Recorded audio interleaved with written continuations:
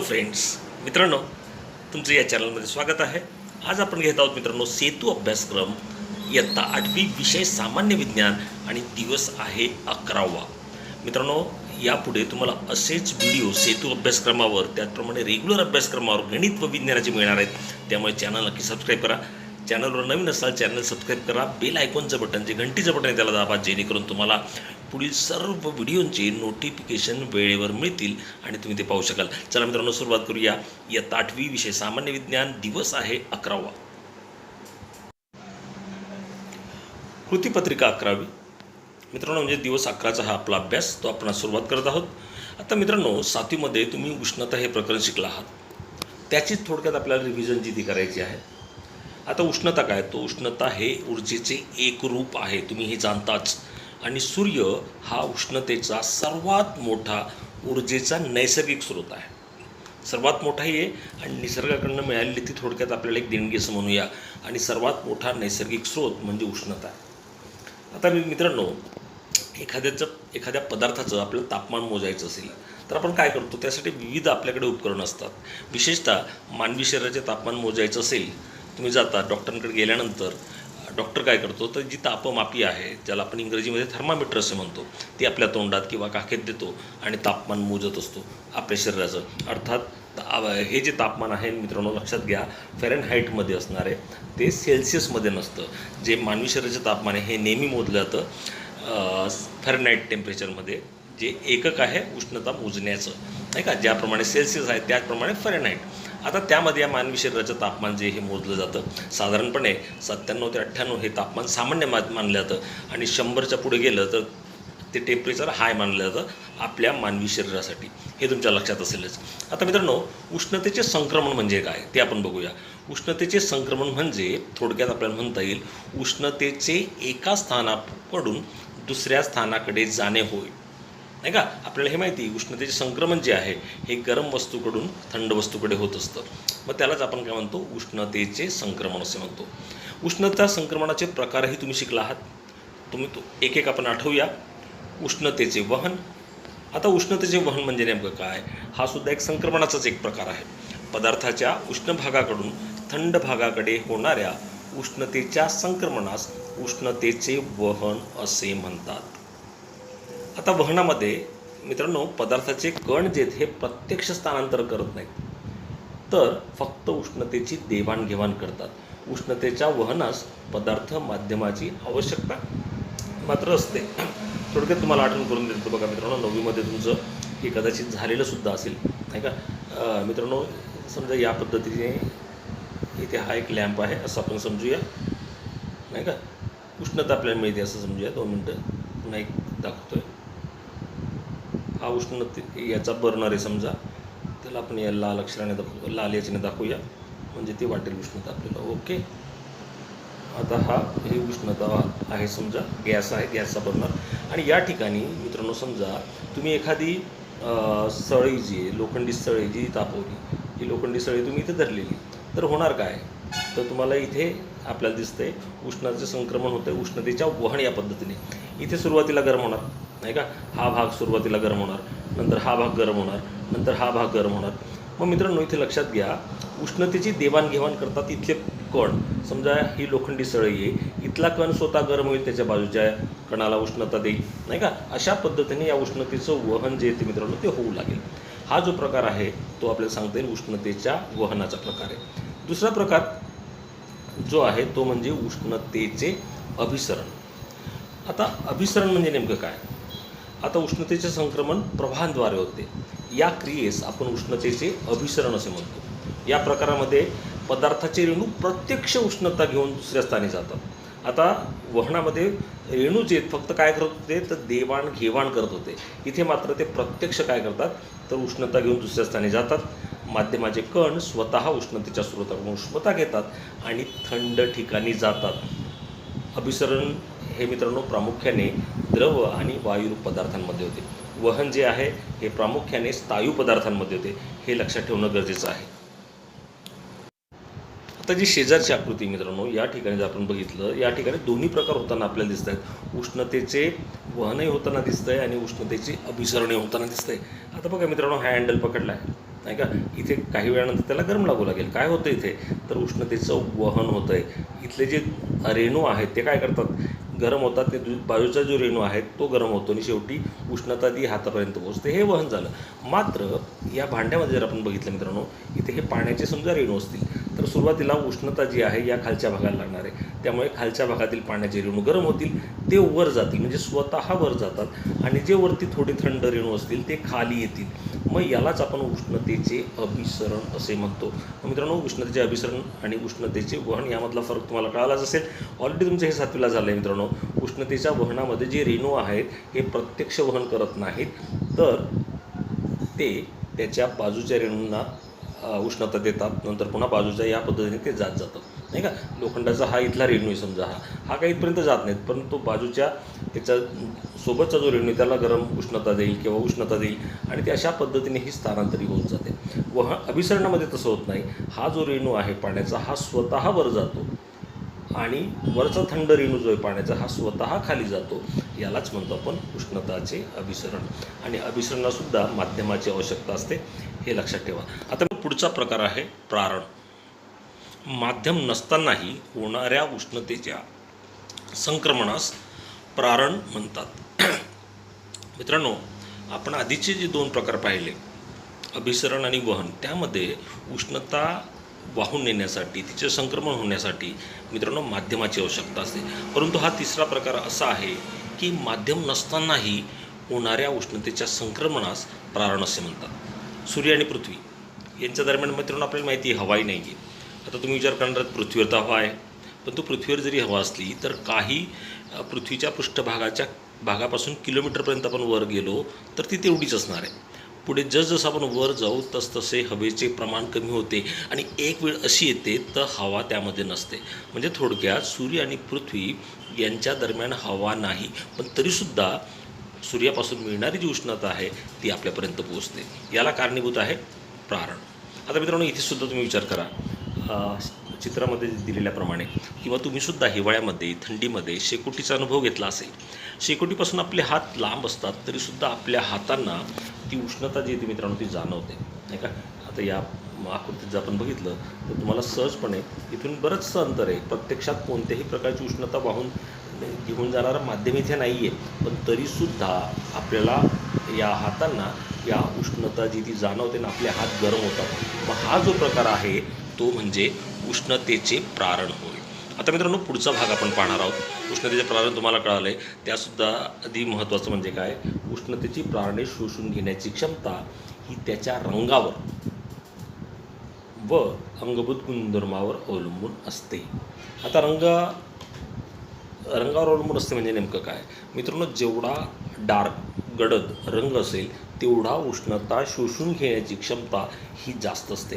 काळा रंग सर्वात डार्क कलर मानला जातो, त्यामुळे काळ्या रंगामध्ये ही उष्णता शोषून ठेवण्याचं प्रमाण जास्त आहे. मित्रांनो, तुमच्या लक्षात असेल हिवाळ्यामध्ये आपण डार्क रंगाचे गडद रंगाचे कपडे वापरतो. कारण काय, कारण की हिवाळ्यामध्ये थंडीचं वातावरण असतं, नाही का, टेम्परेचर कमी असतं आणि आपल्या शरीराला ऊब निर्माण व्हावी म्हणून आपण डार्क रंगाचे कपडे वापरतो, जेणेकरून जी काही उष्णता आपल्या शरीराला मिळते तो रंग जो आहे, तो कपडा जो आहे तो शोषून ठेवेल आणि आपल्या शरीराला ती उष्णता मिळेल. त्यासाठी मित्रांनो आपण डार्क रंगाचे कपडे वापरतो. मात्र त्याच्या उलट उन्हाळ्यामध्ये आपण काय करतो, फिकट रंगाचे कपडे वापरतो. त्याचं मागचं कारण काय, तर प्रारणे शोषून घेण्याची क्षमता त्या रंगावर आहे, हे तुमच्या लक्षात आलं असेल. पुढचा टॉपिक मित्रांनो आपण बघूया, उष्णतेचे सुवाहक आणि उष्णतेचे दुर्वाहक आपल्याला बघायचं आहे, ते आपण बघणार आहोत मित्रांनो. आता उष्णतेचे सुवाहक म्हणजे काय, ज्या पदार्थांमधून उष्णतेचे वहन सहजगत्या होते अशा पदार्थांना सुवाहक असे म्हणतात.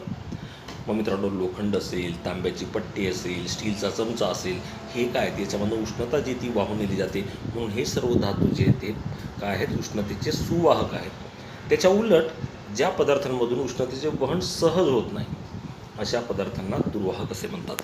मग याचं उदाहरण मित्रांनो प्लॅस्टिक असेल किंवा लाकूड असेल, यामधून उष्णता जी ती लाकूड जे आहे ते जळतं, नाही का, परंतु त्यापासून उष्णता जी ती वाहून नेली जात नाही. एखादी लोखंडाची सळई गरम असेल आणि एका बाजूने लाकूड जळत असेल तरी आपण ते लाकूड सहजपणे धरतो, परंतु लोखंडाची सळई गरम असेल एका बाजूला तर ती दुसऱ्या बाजूला लगेच होते. कारण काय, त्यामधून उष्णतेचं वहन सहज गतीने झाले, त्यामुळे ती पूर्णपणे गरम झालेली असेल. म्हणून अशा पदार्थांना सुवाहक ज्यामधून उष्णता वाहून सहजपणे नेली जाते आणि ज्याच्यामध्ये उष्णतेचे वहन सहज होत नाही त्यांना आपण म्हणतो दुर्वाहक. आता एक छोटासा प्रयोग मित्रांनो इथे दिलेला आहे बघा. एका काचेच्या ग्लासमध्ये स्टीलचा चमचा, तांब्याची पट्टी, ॲल्युमिनियमची रवी, पेन्सिल, प्लॅस्टिकची पट्टी, चांदीचा चमचा ठेवा. अन्य साहित्यसुद्धा उपलब्ध असेल तर ते ठेवू शकतात. त्यामध्ये गरम केलेले पाणी अर्ध्यापर्यंत भरा आणि थोडा वेळ थांबून त्यातील प्रत्येक वस्तूच्या पाण्याबाहेरील टोकांना स्पर्श करा. थोडक्यात हा प्रयोग असा असेल, मी तुम्हाला आकृती काढून दाखवतो. हा समजा ग्लास आहे, यामध्ये गरम पाणी ठेवलं आहे, साधारणपणे अर्धा ग्लास ते भरलेला आहे आणि नंतर स्टीलचा चमचा, तांब्याची पट्टी हे जे आपल्याला तुम्हाला दिलेत हे घटक यामध्ये ठेवायचे. समजा मी सुरुवातीला स्टीलचा चमचा इथे ठेवला तर काय होईल मित्रांनो, तर स्टीलचा चमचा ठेवल्यामुळे इथे पाणी हे गरम आहे त्यामुळे हा भाग गरम होणार आणि नंतर इथले रेणू गरम होत होत होत होत होणार आणि शेवटी असा एक वेळ येईल की हा जो बाहेरचा भाग आहे तो सुद्धा गरम झालेला दिसेल. मग टोकाला आलेली उष्णता काय असणार आहे, तर ती असणार आहे गरम, म्हणून हा आहे सुवाहक. त्याचप्रमाणे तांब्याची पट्टी तर लवकर गरम होणार आहे त्यामुळे खूप गरम होईल आणि इथे सुद्धा येणार सुवाहक. ॲल्युमिनियमची रवीसुद्धा गरम होईल त्यामुळे तो सुद्धा सुवाहक. पेन्सिलचं बाहेरचं टोक जे मित्रांनो बघितलं तर लाकडाचं असतं नाही का, मग त्यामुळे वातावरण आहे ती थंड राहील म्हणजे गरम होणार नाही आणि त्यामुळे ती असेल मित्रांनो दुर्वाहक. अशा पद्धतीने तुम्ही प्लॅस्टिकची पट्टीचा सुद्धा अनुभव घेऊ शकाल, ती सुद्धा मित्रांनो दुर्वाहक आहे. चांदीचा चमचा जो आहे मित्रांनो तो सुद्धा दुर्वाहक आहे. अशा पद्धतीने मित्रांनो तुम्हाला सहजपणे याचा जो आहे तो अनुभव घेता येईल, हा प्रयोग जो तुम्हाला सहज करता येईल. पुढचा टॉपिक आहे उष्णतेचे स्थायू पदार्थाचे होणारे प्रसरण व आकुंचन. उष्णतेमुळे स्थायू पदार्थांचे होणारे प्रसरण व आकुंचन. प्रसरण पावणे म्हणजे काय, तर ती जी वस्तू आहे तिचा आकारमान वाढणं. आकुंचन पावणे म्हणजे काय, आकारमान कमी होणं नाही का. तर मग मित्रांनो इथे एक प्रयोग दिला बघा. समजा इथे आपल्याला एक धातूचा हा लोखंडी गोळा दिलेला आहे, तो दाखवतो तुम्हाला तो दिसत असेल. हा धातूचा गोळा आहे नाही का आणि त्यामधून जेमतेम जाणारी ही रिंग आहे, ती सहजपणे जाते. इथे बघा सहजपणे गेली. मात्र या धातूच्या गोळ्याला जर समजा उष्णता दिल्यानंतर या रिंगमधूनच तो गोळा जात नाही. याचं कारण काय असेल, सुरुवातीला तो जात होता, ज्यावेळेस तो थंड होता त्यावेळेस तो जात होता, परंतु त्याला उष्णता दिल्यानंतर तो जात नाही. याचा अर्थ काय, तर याचं आकारमान जे आहे ते वाढलेलं आहे. त्यामुळे आकारमान वाढलं म्हणजे काय झालं थोडक्यात, तर तो झाला आहे प्रसरण पावलेला आहे. प्रसरण पावल्यामुळे त्याचं आकारमान वाढलं आणि त्याचा आकार वाढल्यामुळे त्या नळीतून किंवा या रिंगमधून तो बाहेर पडत नाही. मित्रांनो याला थोडा वेळ थंड केला तर हा पुन्हा जो आहे तो या रिंगमधून सहजपणे जाणार आहे. म्हणजेच काय, उष्णतेमुळे धातूंचं प्रसरण होतं आणि थंड केल्यामुळे ते पुन्हा आपल्या पूर्वस्थितीत येतात म्हणजे त्यांचं आकुंचन होतं. यालाच आपण म्हणतो मित्रांनो आकुंचन किंवा प्रसरण पावणे. उष्णतेमुळे द्रवपदार्थाचे होणारे प्रसरण व आकुंचन. उष्णतामुळे मित्रांनो द्रवाला जरी आपण उष्णता दिली तर कणांमधील अंतर वाढतं व आकारमान वाढतं, त्यालाच आपण काय म्हणतो, द्रवाचे प्रसरण. आणि द्रवाचे तापमान कमी केल्यास त्याचे आकुंचन होते. ज्याप्रमाणे स्थायूंचं झालं त्याचप्रमाणे इथे सुद्धा आपल्याला द्रव आणि वायू पदार्थांमध्ये सुद्धा प्रसरण व आकुंचन झालेलं आपल्याला दिसून येतं. मित्रांनो आता हा स्वाध्याय जो आहे तो आपण पटकन सोडूया, सराव करूया. योग्य पर्याय निवडून खालील विधाने पूर्ण करा. पुढे आहे भाजणे, उकडणे, वाफवणे, तळणे यासाठी डॅश डॅश ही ऊर्जा जी ती वापरली जाते. आता मित्रांनो इथे लक्षात घ्या, आपल्याला पर्याय दिलेले आहेत आणि हे पर्याय तुम्हाला मी वाचून दाखवतो. पहिला आहे ध्वनी, प्रकाश, उष्णता आणि चुंबकत्व. तर भाजणे असेल, उकडणे असेल किंवा वाफवणे असेल किंवा तळणे असेल, यासाठी आपल्याला माहिती आहे मित्रांनो प्रकाश, ध्वनी आणि चुंबकत्व याचा काहीही संबंध नाही. तर उष्णता द्यावी लागते. गॅसवर आपण हे करतो, चुलीवर आपण हे करतो, म्हणजे याचं उत्तर असणार आहे क, उष्णता ऊर्जा जी आहे ती वापरली जाते. दुसरं, सर्वाधिक उष्णता टिंब रंगाच्या वस्तूकडून शोषली जाते. आता मित्रांनो निळा रंग दिला आहे, पांढरा रंग दिला आहे, हिरवा रंग दिला आहे आणि काळा रंग दिला आहे. मी तुम्हाला सांगितलं काळा रंग जो आहे तो सर्वात जास्त उष्णता ती शोषून ठेवतो, त्यामुळे इथे उत्तर असणार आहे काळा रंग, म्हणजे ड पर्याय आपलं उत्तर असेल रंग काळा. पुढचा टॉपिक बघूया.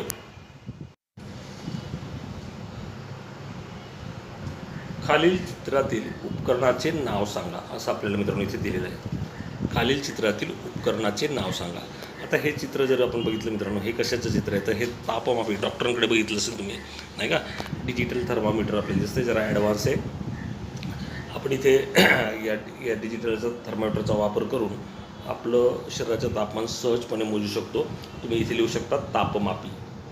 सूर्यचुलीतील भांड्यांना काळा रंग का देतात? सूर्यचूल मित्रांनो तुम्ही पाहिली असेल नाही का, जी सौर ऊर्जेवर चालते, त्याच्यावर आपलं अन्न जे ते शिजवलं जातं. तर तिथे काळा रंग देण्याचं मागचं कारण काय? तर काळा रंग जो आहे मित्रांनो, हा प्रारण जी उष्णतेची प्रारण जी आहे ती चांगल्या पद्धतीने शोषू शकतो. आपण शिकलो आहे, जो डार्क रंग असतो, काळा रंग असतो, याच्यामध्ये उष्णता शोषून घेण्याची क्षमता जास्त आहे. त्यामुळे सूर्यचुलीतील भांड्यांना काळा रंग दिला जातो. ओके, पुढे बघा. मॅरेथॉन शर्यतीत धावणाऱ्या धावपटूंना शर्यतीच्या शेवटी लगेच उबदार कापड लपेटतात. शास्त्रीय कारण लिहा.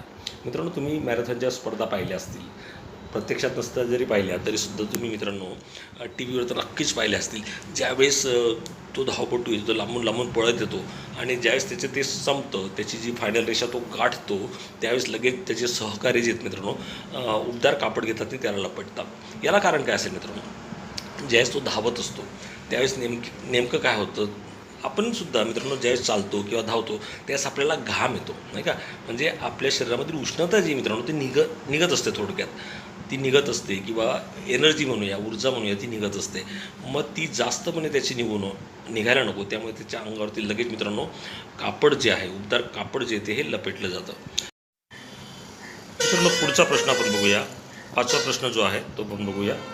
खोलीमध्ये हीटर खाली व वातानुकूलन यंत्रे भिंतीवर उंचावर का बसवली असतात? तुम्ही मित्रांनो पाहिलं असेल, हॉटेलमध्ये गेला असाल, सिनेमा हॉलमध्ये गेला असाल, किंवा तुमच्या घरीसुद्धा वातानुकूलन यंत्रण म्हणजेच काय, एअर कंडिशनर असणार आहे. तर एअर कंडिशनर हा वरती बसवला असतो. याचं कारण काय? आपल्याला गुणधर्म माहिती आहे, आपण अभिसरणामध्ये शिकलो आहोत नाही का. जे गरम पाणी आहे ते काय होतं, वर जातं. म्हणजे गरम हवा थोडक्यात वर जाते आणि थंड हवा खाली येते. मग वातानुकूलन यंत्रामध्ये थंड हवा बाहेर पडत असते. मग ती आल्यानंतर मित्रांनो ती वरतीच असते, वरती बसवलेलं असतं. याचं कारण काय? थंड हवा नेहमी खालच्या दिशेने वाहते, त्यामुळे ती खाली येते. आणि गरम हवा जी मित्रांनो ही वरच्या दिशेने वाहते.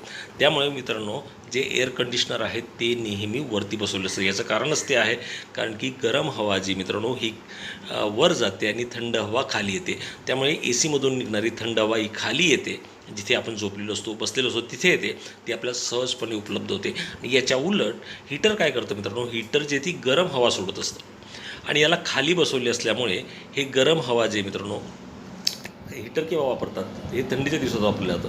मग हे खाली बसवण्याचं कारणच हे आहे की जेणेकरून खालचा जो भाग आहे हा उष्ण राहावा, गरम राहावा, आणि मग तो वरती जाणारच नाही. समजा तो वरती राहिला तर तो पूर्ण टेम्परेचर जे मित्रांनो ते उष्ण व्हावं लागेल. त्यामुळे याला खालीच बसवलं जातं, कारण की खाली बसवल्यामुळे जे आपण बसलेलो आहोत तिथलं वातावरण जे हे काय होतं, गरम होतं, उष्ण होतं. त्यामुळे मित्रांनो हीटर जे आहे ते खाली बसवतात आणि ए सी जो आहे तो वर बसवतात. हे पुन्हा लक्षात ठेवा. हवेचा गुणधर्म काय? तर खाली जो आहे, खालून वर जाताना गरम हवा जी आहे ती वर जाते आणि थंड हवा खाली येते, हे एवढं लक्षात ठेवा. आणि त्यानुसार तुम्ही त्याचं उत्तर जे ते लिहू शकाल. ओके, पुढे बघूया. खालील पदार्थाचे सुवाहक आणि दुर्वाहक यामध्ये वर्गीकरण करा. आता मित्रांनो सुवाहक पदार्थ कोणते आहेत ते बघूया. तांबे जे आहे हे सुवाहक आहे. आपल्याला सांगता येईल लाकूड जे हा मात्र काय तर दुर्वाहक आहे. पारा जो मित्रांनो हा सुवाहक आहे. रबर जे आहे दुर्वाहक आहे. सोने सुवाहक, काच दुर्वाहक, चांदी जे आहे हे सुवाहक आहे आणि प्लॅस्टिक दुर्वाहक आहे. मित्रांनो तुमच्या लक्षात आलं असेल मी काय सांगितलं, पुन्हा एकदा सांगतो बघा. तांबे सुवाहक, लाकूड दुर्वाहक, पारा सुवाहक, रबर दुर्वाहक, सोने सुवाहक, काच दुर्वाहक, चांदी सुवाहक आणि प्लॅस्टिक दुर्वाहक. अरे वा, अल्टरनेट दिले तुमच्या सहज लक्षात राहतील. या ठिकाणी मित्रांनो हे सुवाहक आणि दुर्वाहक तुम्ही लिहू शकाल. पुढे बघूया. खाली चित्रातील उष्णतेच्या संक्रमणाच्या प्रकारांची नावे लिहा. आता मित्रांनो या आकृतीत आपण अभ्यासला आहे. हा जो प्रकार आहे तर हा आहे उष्णतेच्या अभिसरणाचा, कारण की इथे प्रत्यक्षात जे हे पाण्याचे रेणू जे आहेत खालून वर जात आहेत, वरून खाली येत आहेत, प्रत्यक्ष त्यांचं काय होतं आहे, वहन होतं आहे किंवा संक्रमण होतं आहे. इथे मात्र मित्रांनो ही आहे उष्णतेच्या वहनाचं. इथे प्रत्यक्षात रेणू जात नाहीत, परंतु बाजूचा रेणू त्याला उष्णताला पास करतो आणि अशा पद्धतीने ती वस्तू गरम होऊन झालेली आपल्याला दिसून येते. म्हणून पहिला प्रकार आहे अभिसरण आणि दुसरा प्रकार आहे आपल्याला सांगता येईल उष्णतेचे वहन. आय होप मित्रांनो हे तुम्हाला कळालं असेल. आता आपण बघणार आहोत पुढचा टॉपिक, तो आपण उद्याच्या दिवशी. आजचा दिवस आपला पूर्ण झाला आहे, दिवस 11वा. आय होप मित्रांनो तुम्हाला तो कळा असेल. धन्यवाद. Good bye.